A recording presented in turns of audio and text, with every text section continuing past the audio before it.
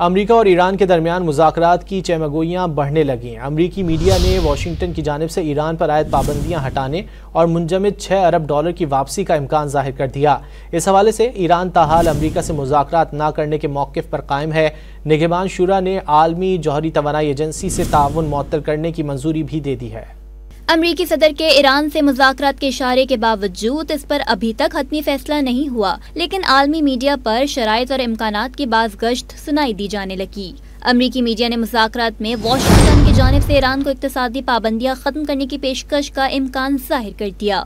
امریکی T V کے مطابق ایران کو بیرونی بینکوں میں موجود اس کے $6 ارب استعمال کی اجازت دی جا سکتی ہے، تاہم مذاکرات میں اہم ترین شرط ایران کو یورینیم افزودگی کی اجازت نہ دینا ہے۔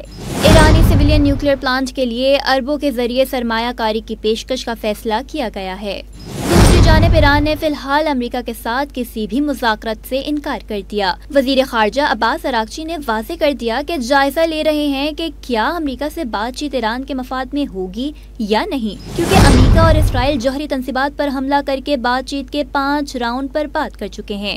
اسی سلسلے میں ایران کی نگہبان شورا نے عالمی جوہری توانائی ایجنسی سے تعاون معطل کرنے کی منظوری دے دی۔ اس سے قبل پارلیمنٹ سے بھی بل منظور ہوا تھا۔